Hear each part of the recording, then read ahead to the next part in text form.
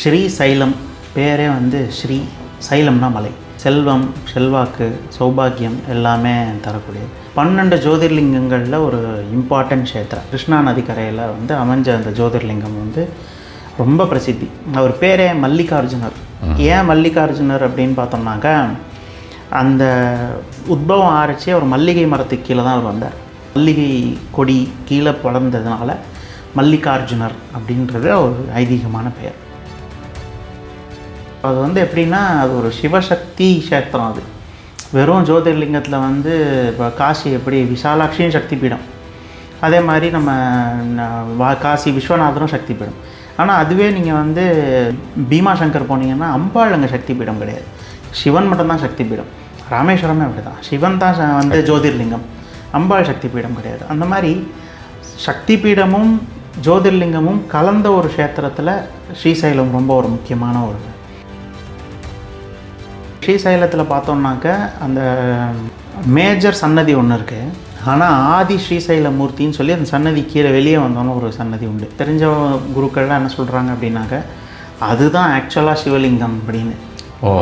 அதுதான் ஆக்சுவலான மல்லிகார்ஜுனர். அது வந்து கல் மாதிரி இருக்கும், ஆனால் அது மரம். என்ட்ரு ஆனோன்னே சிவன், அப்படியே திருப்பி மேலே ஏறி போனோம்னாக்க பிரம்மராம்பிகா. ரொம்ப ஒரு ரம்மியமான ஒரு க்ஷேத்திரம். நாதத்தாலே எல்லா தோஷமும் போயிடுறது. ஏன்னா ரீங்கார நாதம் தானே, அது அவளோட ஓன் ஹ்ரீம், அவளோட பீஜம். அதனால் அம்பாள் வந்து அந்த நாதத்திலே நம்மளை ஃப்ரெஷன் அப் பண்ணிவிடுவாங்க அப்படின்ற ஒரு கிளென்ஸ் பண்ணிவிடுவா அப்படிங்கிறது.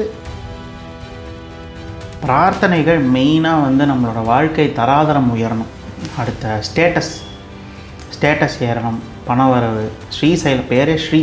அதனால் சார் இப்போ இன்னொரு ஒரு லைட்டர் சென்ஸில் ஒரு இன்ஃபர்மேஷன் என்னன்னா, திருப்பதி லட்டு அங்கே கிடைக்குது.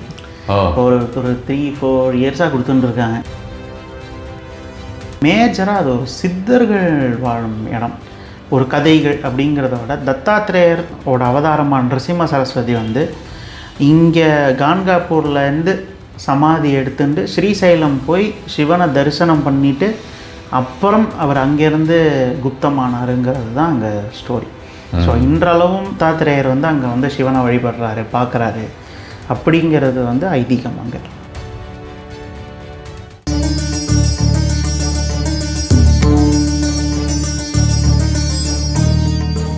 நமசிவாய்.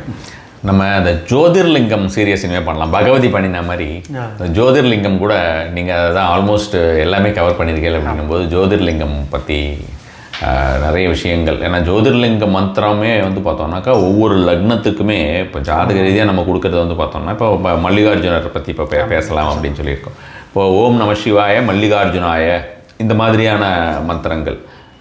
ஸோ ஒவ்வொருத்தருக்குமே அந்த மாதிரி இப்போ ஜோதிர்லிங்கத்துக்கும் இருக்கிறமே அவளுடைய நாமாக்களோட நமசிவாய சேர்த்துக்கிறது அப்படின்றது ரொம்ப ஒரு பெஸ்ட்டான ஒவ்வொரு அந்த பர்டிகுலர் லக்னத்துக்கு பொறுத்து சொல்கிறது உண்டு அந்த மாதிரியான விஷயம். நீங்கள் ஸ்ரீசைலம் பற்றி சொல்லுங்க, நிறைய டீட்டெயில்ஸ். ஸ்ரீசைலம் பேரே வந்து ஸ்ரீ சைலம்னா மலை. செல்வம், செல்வாக்கு, சௌபாகியம் எல்லாமே தரக்கூடியது. 12 ஜோதிர்லிங்கங்களில் ஒரு இம்பார்ட்டன்ட் க்ஷேத்திரம். சவுத்துலேயே பார்த்தோம்னாக்கா நமக்கு இம்பார்ட்டண்ட்டாக 2 தான் இருக்குது. அதனால் நல்லமலா ஃபாரஸ்ட் அப்படின்றது கிருஷ்ணா பேங்க், அந்த கிருஷ்ணா நதிக்கரையில் வந்து அமைஞ்ச அந்த ஜோதிர்லிங்கம் வந்து ரொம்ப பிரசித்தி. அவர் பேரே மல்லிகார்ஜுனர். ஏன் மல்லிகார்ஜுனர் அப்படின்னு பார்த்தோம்னாக்கா, அந்த உத்பவம் ஆரம்பித்து அவர் மல்லிகை மரத்துக்கு கீழே தான் அவர் வந்தார். ஒரு மல்லிகை கொடி கீழே வளர்ந்ததுனால மல்லிகார்ஜுனர் அப்படின்றது ஒரு ஐதீகமான பெயர். ஸ்ரீசைலமில் இருக்கிற ஒரு ரொம்ப ஸ்பெஷாலிட்டி என்ன அப்படின்னு நம்ம பார்த்தோம்னாக்கா, அது ஒரு சக்தி பீடமும் கூட. பிரம்மராம்பிகா அப்படின்னு சொல்லி ஒரு சக்தி பீடம். இந்த பிரம்மராம்பிகாவுக்கு ஒரு கதை இருக்குது, தேவி பாகவத புராணத்தில் இருக்குது. அதாவது பிரம்மரம் அப்படின்னா வந்து வண்டு, ரீங்காரத்துலேயே இப்படி தான் பிறக்கும் வண்டு. ஸோ அந்த ரீங்கார நாதஸ்வரூபினியாக அங்கே இருக்கிறதுனால வந்து பிரம்மராம்பிகா அப்படின்ற ஒரு பெயர் இருக்குது. அதே மாதிரி பூர்வத்தில் ஒரு மகாசுரன் வந்து ஒரு வரம் வாங்கியிருந்தான். யாராலையும் நான் சாகக்கூடாது, பெண்களால் சாகக்கூடாது, சுரரால் சாகக்கூடாது, தேவாலால் சாகக்கூடாது, மிருகங்களால் சாகக்கூடாது, எதாலையுமே சாகக்கூடாதுன்னு பிரம்மாட்ட கேட்டபோது, பிரம்மா அப்படி முடியாது, எதாலையாவது யாராவது செத்து தான் ஆகணும், நீ வந்து அதுக்கு வேணால் ஒரு க்ரைட்டீரியா வச்சுக்கோ ஆனால் வந்து சாகவே கூடாதுங்கிறத நீ கேட்க முடியாது அப்படிங்கிறத கேட்கும்போது நாதம் இருக்கிற பூச்சினால் மட்டும் தான் நான் சாகணும் அப்படின்னு கேட்டான். நாதம் இருக்கிற பூச்சி அப்படின்னாக்கா வந்து அப்படி ஒன்றுமே கிடையாது. பூச்சியோட சவுண்டில் ஏது நாதம் கிறுக்கு கிறுக்குன்னு இருக்கும், இல்லை ட்ருக்கு இந்த மாதிரி ஒரு நாதமே இல்லாதக்கு சவுண்டில் தான் பூச்சி இருக்கும் அப்படின்னு நினச்சிட்டு கேட்டான். அப்போ அவனோட அட்டூழியம் நாளுக்கு நாள் ஓவர் ஆகி வந்து எல்லையை கடந்து போகும்போது அம்பாள்கிட்ட போயிட்டு எல்லாரும் யாகம் பண்ணி அம்பாள்கிட்ட வந்து முறையிடுறான். இந்த மாதிரி வந்து ஒரு அசுரனோட பிரச்சனை பெரும் பிரச்சனையாக இருக்குது, இது தாழ முடியாத ஒரு பிரச்சனையாக இருக்குது, இதை எப்படியாவது நீ இது பண்ணி தரணும். அப்படிங்கும்போது ஒரு காம்ப்ளிகேஷன் என்ன, நாதம் இருக்கிற பூச்சி தான் அவனை கொல்ல முடியும். பூச்சி எப்படி ஆளை கொள்ளும்?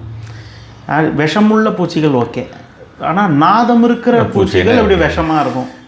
அப்போது இது என்ன பண்ணுறது அந்த மாதிரி கேட்டோன்னா அம்பாள் வந்து யாரும் கவலைப்பட வேணாம் அப்படின்னு சொல்லி ஒரே ஒரு வண்டு ரூபத்தில் மாறினான். அப்போ தான் எல்லாருக்கும் புரிஞ்சுது, ஆமாம் வண்டுக்கு ரீங்காரம் உண்டு அப்படிங்கிறது அப்போ தான் ரியலைஸ் ஆகிறது எல்லாருக்கும். அப்போ வண்டு ரூபத்தில் மாறி 10,000 கோடி வண்டாக அப்படியே அந்த ஒரு வண்டுலேருந்து ஒரு 10,000 கோடி வண்டு வந்து அந்த அசுரனை அப்படியே மொச்சு ஒன்றும் இல்லாமல் ஆக்கிடுறது. அப்போ அந்த ரீங்கார நாதத்தில் அப்படியே அவனை கரைச்சிரும். அந்த சவுண்டுலேயே வந்து அந்த வண்டு கடி பட்டு அப்படியே, ஏன்னா வண்டு கார்னிவோர் தான், அதனால் வந்து அவன் செத்துடுறான். சாசுரம் சம்ஹாரம் ஆனவனே இது. ஸோ சக்தி பீடங்களில் அந்த சக்தி பீடம் வந்து நாதபீடம். பிரம்மராம்பிகா அங்கே உட்காண்டிருக்கா. ஸோ சிவன் சக்தி. ஸோ அது வந்து எப்படின்னா அது ஒரு சிவசக்தி கஷேத்திரம். அது வெறும் ஜோதிர்லிங்கத்தில் வந்து இப்போ காசி எப்படி விசாலாட்சியும் சக்தி பீடம், அதே மாதிரி நம்ம காசி விஸ்வநாதரும் சக்தி பீடம். ஆனால் அதுவே நீங்கள் வந்து பீமாசங்கர் போனீங்கன்னா அம்பாள் அங்கே சக்தி பீடம் கிடையாது, சிவன் மட்டும்தான் சக்தி பீடம். ராமேஸ்வரமே அப்படி தான், சிவன் தான் வந்து ஜோதிர்லிங்கம், அம்பாள் சக்தி பீடம் கிடையாது. அந்த மாதிரி சக்தி பீடமும் ஜோதிர்லிங்கமும் கலந்த ஒரு க்ஷேத்திரத்தில் ஸ்ரீசைலம் ரொம்ப ஒரு முக்கியமான ஒரு க்ஷேத்திரம். ஸோ ஸ்ரீசைலத்தில் பார்த்தோம்னாக்க அந்த மேஜர் சன்னதி ஒன்று இருக்குது, ஆனால் ஆதி ஸ்ரீசைல மூர்த்தின்னு சொல்லி அந்த சன்னதி கீழே வெளியே வந்தோன்னு ஒரு சன்னதி உண்டு. அங்கே இருக்கிற எனக்கு தெரிஞ்ச குருக்கள்லாம் என்ன சொல்கிறாங்க அப்படின்னாக்க அதுதான் ஆக்சுவலாக சிவலிங்கம் அப்படின்னு. அதுதான் ஆக்சுவலான மல்லிகார்ஜுனர். அதாவது அது வந்து கல் மாதிரி இருக்கும், ஆனால் அது மரம் சின்னதாக தான் இருக்கும், வைரம் பாஞ்ச மரம்னு சொல்லுவாங்க. ஆமாம் ஆமாம், இப்போவே நிறைய மியூசியம்லலாம் ஏகப்பட்டது அந்த மாதிரி இருக்கு, பல லட்சம் ஆண்டுகள் உண்டான மரம் அப்படின்னு. ஆமாம், வைரம் பாஞ்ச மரம்னு அது உட்டுன்னே உங்களால் சொல்ல முடியாது, அது கல் தான் அது அப்படின்ற மாதிரி இருக்கும். அப்போ அந்த வைரம் பாஞ்ச அந்த மரத்தில் வந்து நம்ம இப்பயும் அபிஷேகம்லாம் பண்ணுறது உண்டு. அந்த குருக்கள் வந்து ஸோ இப்போ அந்த இதுக்குமே பண்ணுற அபிஷேகம். ஆனால் வந்து எல்லாருக்குமே தெரியாது இது. அது வந்து ஒரு வெளியே வந்தோன்னா ஒரு சின்ன சன்னதி மாதிரி இருக்கும், அந்த மாதிரி இருக்கும். ஸோ வந்து பெருசாக இப்போது நம்ம பழனியில் வந்து கீழே ஆவணியன்குடியெலாம் உண்மையான முருகன் சொல்கிறது உண்டு, ஆனால் அங்கே கூட்டம் இருக்காது பெருசாக, பழனி மலை மேலே தான் கூட்டம் இருக்கும். அந்த மாதிரி அங்கேயுமே வெளியே வந்தோன்னு ஒன்று இருக்கும், அங்கே யாருக்கும் அவ்வளோவா தெரியாது. ஆக்சுவலி இட் அப்ளைஸ் டு ஆல்னு வச்சுக்கோங்களேன். மருதமலையிலையும் அப்படி எல்லா இடத்துலையுமே அந்த மாதிரி தான். இப்போ இங்கே சிறுவாபுரி முருகன் கோயிலே அந்த மாதிரி தானே உங்களுக்கு மெயின் முருகரே வேறு. ஏன்னா அது அவங்க என்ன சொல்கிறாங்க, நான் அதை கேட்டேன் அப்போ எப்படி அங்கே சிவலிங்கம் இருக்குது. அப்போ அவங்க சொல்கிறாங்க லாஜிக்குன்னா ஜோதி ஸ்வரூபம் மல்லிகார்ஜுனர், மல்லிகை அர்ஜுனர் அப்படிங்கும்போது அது ஒரு உட்டு. அப்போ ஜோதி ஸ்வரூபம், அந்த ஜோதி வந்து உட்டில் அடித்தா வைரம் பாஞ்ச மரமாக தானே இருக்கும் அப்படின்னு ஒருத்தர் சொன்னார். அப்போது ஆமாம் அதுவும் ஒரு வாஸ்தவமான அது இருக்குது அப்படின்னு சொல்லிட்டு அதுக்கும் பூஜைகள்லாம் எல்லாம் பண்ணிவிட்டு வலம் வந்தது உண்டு. எதுக்கு சொல்கிறேன்னா நீங்கள் பின்னாடி பிரம்மராம்பிகா க்ஷேத்திரம் அப்படியே என்ட்ரு ஆனோன்னே சிவன், அப்படியே திருப்பி மேலே ஏறி போனோம்னாக்க பிரம்மராம்பிகா. ரொம்ப ஒரு ரம்மியமான ஒரு க்ஷேத்திரம். நாதத்தாலே எல்லா தோஷமும் போயிடுறது. ஏன்னா ரீங்கார நாதம் தானே அது, அவளோட ஓன் ஹ்ரீம் அவளோட பீஜம். அதனால் அம்பாள் வந்து அந்த நாதத்திலே நம்மளை ஃப்ரெஷன் அப் பண்ணிவிடுவாங்க அப்படின்ற ஒரு கிளென்ஸ் பண்ணிவிடுவா அப்படிங்கிறது நான் நம்புகிற ஒரு விஷயம், நான் உணர்ந்த விஷயம். சவுண்டிலிங். ஆமாம் ஆமாம். அதனால் வந்து அது ஒரு நல்ல க்ஷேத்திரம். இப்போயுமே அங்கே போனாலுமே அங்கே ஒரு பொதுப்படையாக சக்தி பீடம் இப்படி சன்னதி அப்படின்னா முன்னாடியே ஒரு பெரிய ஸ்ரீசக்கரம் கல்லில் செஞ்சு வச்சுருக்காங்க. அங்கே நம்ம அர்ச்சனை பண்ணலாம், எல்லாருமே ஒரு பேட்சாக உட்காந்து அர்ச்சனை பண்ணிவிட்டு அந்த குங்குமம் நம்ம எடுத்துகிட்டு வரலாம். அந்த மாதிரியான பெனிஃபிட்ஸ் இருக்குது. இப்போ இங்கே அந்த மரம்ங்கிறது உண்மையான லிங்கமே அதுதான் அப்படின்ற மாதிரி சொன்னேன் இல்லையா? ஸோ அவருக்குமே எல்லா அபிஷேகங்களெல்லாம் நடக்கிறது இல்லையா? அந்த மாதிரி கால பூஜை லெவலுக்கு உள்ளே நடக்கிற அளவுக்கு இங்கே நடக்கிறது கிடையாது. எங்களை மாதிரி தெரிஞ்சவங்க அந்த மாதிரி போகும்போது இதையும் கண்டிப்பாக கும்பிட்டுட்டு போகணும்னு சொல்லி அவங்க எம்ஃபசைஸ் பண்ணிடுவாங்க. அவ்வளோதான். எல்லாரும் கும்பிடலாம், சந்நிதி இருக்குது, கும்பிடுறதுக்கெல்லாம் எல்லாருக்கும் அலோடு தான். விசேஷ பூஜைகள்லாம் நமக்கு தெரியாது, யாருக்கும் தெரிஞ்சவங்க வரும்போது ஒரு கிணத்துல பால் கொடுத்து எல்லாம் இது பண்ணி பண்ணுறாங்க. ஓகே. அங்கே மல்லிகார்ஜுனரை வந்து என்ன விஷயத்துக்காக அதிகமாக மக்கள்? மல்லிகார்ஜுனரே வந்து தோஷங்கள் போகிறதுக்கு தான். மல்லிகை மலர் எப்படி வந்து வாசம் கொடுக்கிறதோ அந்த மாதிரி நம்ம வாழ்க்கையில் ஒரு வாசம், அந்த மாதிரி அந்த கந்தத்வாரா துராதர்ஷம்னு ஸ்ரீ சுத்தத்தில் வரும். எப்படி வந்து மல்லிகையோட வாசம் எப்பவும் ஃப்ரெஷ்ஷாக இருக்குது, அது மாதிரி லைஃப் வந்து வாடாதிக்கு இருக்கணும் அப்படின்னு சொல்லி ஒரு பிரதான பிரார்த்தனை தான் வந்து அங்கே சிவன்கிட்ட எல்லாருமே வைக்கிறது. ஏன்னா லைஃப்பில் வந்து நாளுக்கு நாள் ஒரு பிரச்சனை வரும்போது என்னது போ அப்படின்னு ஆகிடுறதில்ல. அந்த மனம் துவலாமல் அடுத்தடுத்து அந்த துவண்டு போகாமல் நடக்கக்கூடிய சக்தி அவர் தான் கொடுக்குறார். அந்த மாதிரியான ஒரு பெனிஃபிட்ஸ் இருக்குது. ஓகே. அங்கே வந்து அந்த டெம்பிள் வந்து ஈஸிலி இப்போ ஏன்னா இப்போ ஜோதிர்லிங்கமும் 2வது சக்தி பீடம் அப்படிங்கிறதுனால ஈஸிலி ரீச்சபிள் தான் இல்லையா? Reachable easy. ஆனால் வந்து அது ரிசர்வ் ஃபாரஸ்ட் கண்ட்ரோலில் இருக்குது. நல்லமலா ஹில்ஸ் மேலே கிட்டத்தட்ட ஒரு 3 to 4 hours ட்ராவல் இது ஆக்சுவலாக. அதனால் காலையில் நீங்கள் ஓன் வெஹிக்கிளில் போனாலும் சரி, கவர்மெண்ட் பஸ்ஸில் போனாலும் சரி, காலையில் 6 o'clock அப்புறம் தான் நீங்கள் ஹில்லில் என்ட்ராக முடியும் ஃப்ரம் தி ஃபுட் ஹில். அதே மாதிரி ஈவினிங் 6 o'clock மேலே உங்களால் டிசைன் பண்ண முடியாது. ஏன்னா லாட் ஆஃப் டைகர்ஸ், அந்த மான் எல்லாமே நடுவில் ஓடின்னு இருக்கும். So they don't want anybody to kill சம்மன்றதுனால ரிசர்வ் ஃபாரஸ்ட் அந்த விதத்தில் ரொம்ப ஸ்ட்ரிக்ட்டு. காலையில் 6 மணி டு சாயங்காலம் 6 மணி தான் அலௌடு. அது அந்த ஃபுல் ஹவர்ஸுமே கோயில் திறந்துருக்கா? ஆமாம் ஆமாம் ஆமாம். காலையில் 4 மணிலேருந்து உங்களுக்கு இது இருக்கும். மத்தியானத்தில் கொஞ்சம் நேரம் மூடுவாங்க. ஓ, அங்கேயே தங்கிடுவாங்கலாம் ப்ரீஸ்ட்லாம்? ப்ரீஸ்ட்லாம் அங்கே தான் இருப்பாங்க. ஓ, அது வந்து ஹில்லுனா வந்து ஒரு ஹேர்பின் பெண்ட் ஹில் அப்படி கிடையாது. என்டையர்லி அந்த ஊரே ஹில் மேலே தான் இருக்குது. பிள்ளைங்க நம்ம மேகாலயா போகிற மாதிரி. Okay okay. இப்போ நம்ம வந்து ஒரு ஹில் மேலே இருக்கிற ஊருக்கு போகிற மாதிரி, ஊட்டி மாதிரி. We don't feel that it is நான் ஏறி வந்தோம் அப்படின்ற மாதிரி இருக்கா. ஊரே மலை மேலே தான். ஓகே. மொத்தமாக அப்படி ஸ்ரீசைலம் வந்து ஊர் மேலே இருக்கக்கூடிய மலை. அப்போ அந்த ஊர் மக்கள்லாம் அங்கே இது பண்ணுவாங்க ஃப்ரெஷ்ஷாக. அந்த மாதிரி இப்போ டூரிஸ்ட்ஸு அப்புறம் அந்த மாதிரி டிவோட்டிஸ் எக்கானமி அதுதான். ஆமாம், ஸ்ரீசைலமோட economy is entirely on tourist and parking. So இவங்க போகிறதுக்கு மட்டும்தான் அந்த தடை இருக்குது. 6 to 6 இவங்களுக்கு தான். இங்கேருந்து போகிறவங்க கீழே ஃபுட் ஹில்ஸ்லேருந்து போகிறது அது ஒரு 3.5 hours ஜேர்னி. ஓ, ஆமாம் ஆமாம். ஸோ அப்போ ஊர் மக்களுமே வந்து எப்படியும் அந்த டைம்லலாம் இறங்கி வர போகிறது கிடையாது. பஸ்ஸும் கிடையாது. நீங்கள் வரணும்னு நினச்சாலும் வர முடியாது. அங்கே நீங்கள் இல்லை நான் ட்ராவல் பண்ணுறேன், நான் பஸ்ஸில் வரேன் அப்படின்னாலுமே கிடையாது. Okay okay. அந்த மாதிரி அலோடு கிடையாது. மேபி சில கவர்மெண்ட் ஒரு தடவை நான் வந்த ஞாபகம் இருக்குது. பட் அங்கே போய் நம்ம வந்து அங்கே ஏதாவது ஸ்டே பண்ணி அதுக்கெல்லாம் ஏகப்பட்ட தாம் இருக்குது, ஏகப்பட்ட நிர்வாகம் பண்ணுற கோயிலோட கட்டுமானமே ஏகப்பட்ட ரூம்ஸ் இருக்குது. கங்கா சாதனா, யமுனா அந்த மாதிரி நதி பெயர்கள் வச்சு அழகாக ரூம்ஸ், ஹோட்டலே போடணுன்ற அவசியமே கிடையாது. அழகாக அவங்களே ஹோட்டல்ஸ் மாதிரி தான் ரூம்ஸே க்ளீனாக வச்சுட்டு எல்லாம் எத்தனை பேருக்கான ரூம்ஸ்னாலும் இங்கேயே புக் பண்ணிட்டு போகிற மாதிரி எல்லாமே கம்ஃபர்டபுளி அரேஞ்ச்டு. எது ஒன்றுமே அங்கே போய் கஷ்டப்படணுன்ற மாதிரியான ஒரு இடம்லாம் கிடையாது.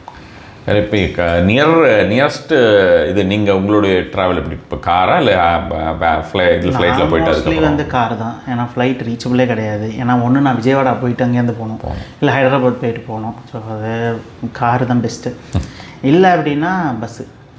நிம்மதியாக போயிட்டு வரலாம், நம்ம எதுக்கு ஓட்டிக்கிட்டு அப்படின்னு நினச்சேன்னா இங்கேருந்து ஒங்கோல் வரைக்கும் ட்ரெயினில் போயிட்டு அங்கேருந்து பஸ் போய்ப்பேன். வேறு அங்கே என்ன விசேஷ பிரார்த்தனைகள்னு ஏதாவது இருக்கா? பிரார்த்தனைகள் மெயினாக வந்து நம்மளோட வாழ்க்கை தராதரம் உயரணும், அடுத்த ஸ்டேட்டஸ் ஏறணும், பணவரவு. ஸ்ரீசைலம் பேரே ஸ்ரீ. அதனால் சார் இப்போ இன்னொரு ஒரு லைட்டர் சென்ஸில் ஒரு இன்ஃபர்மேஷன் என்ன, திருப்பதி லட்டு அங்கே கிடைக்குது. ஒரு 3-4 years கொடுத்துட்டு இருக்காங்க. ஸோ திருப்பதி லட்டு அது வேறு கான்ட்ரவர்சி, நான் அந்த சைடு போகல. பட் அந்த லட்டு பிரசாதம் இப்போ கொஞ்சம் அந்த 4 years அங்கே ஃபேமஸ் ஆகிருக்கிறதுனா கொஞ்சம் ஸ்ரீசைலத்தில். ஆமாம் ஆமாம். சரி சரி. அப்புறம் நம்ம ஸ்ரீசைலம்ங்கிறது அங்கே இருக்கக்கூடிய அம்பாலே வந்து மகாலட்சுமி உமா தான் இருக்கா அப்படின்னு நம்ம வந்து சொல்லலாம். ஆமாம் ஆமாம். அதனால் வந்து அது ஒரு சக்தி பீடம் ப்ளஸ் ஜோதிர்லிங்கம். கண்டிப்பாக வந்து எல்லாருமே சகல தோஷ நிவாரணம். ஆக்சுவலாக ஏன்னா ரெண்டும் கலந்து சேத்திரங்களே ரொம்ப டூ மச் ஆஃப் க்ரௌடட் அந்த மாதிரி இருக்கா இல்லை இப்படி எப்பவுமே கண்டிப்பாக ராமேஸ்வரம் எப்பயுமே மாதிரி இருக்கிறது கிடையாது, எப்பயுமே கிடையாது. சில மாதங்களில் கொஞ்சம் ஃப்ரீயாக இருக்கும், பட் பல மாதங்கள். ஓகே. ஆந்திரா பீப்புள் கண்டிப்பாக தே ஆர் டிவோட்டட்.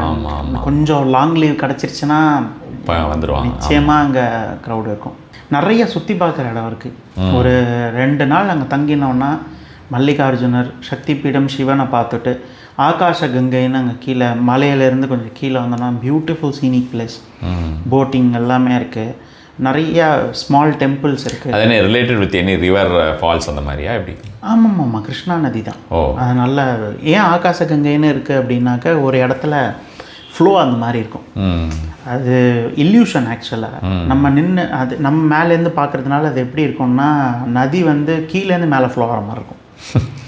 இது இல்யூஷன், அது உண்மை கிடையாது. நீங்கள் பக்கத்தில் போயிட்டீங்கன்னா அதே கவேச்சர் தான். பட் நம்மளோட வியூ பாயிண்ட் எப்படி இருக்கும்னா இப்படி நதி வர மாதிரி இருக்கும். ஓகே ஓகே, இப்படி தானே போகும், இப்படி வரும், ஆப்போசிட்டில் வர மாதிரி இருக்கும். ஸோ அது ஆகாச கங்கை அப்படின்ற மாதிரி வச்சுருக்காங்க. மேஜராக அது ஒரு சித்தர்கள் வாழும் இடம்.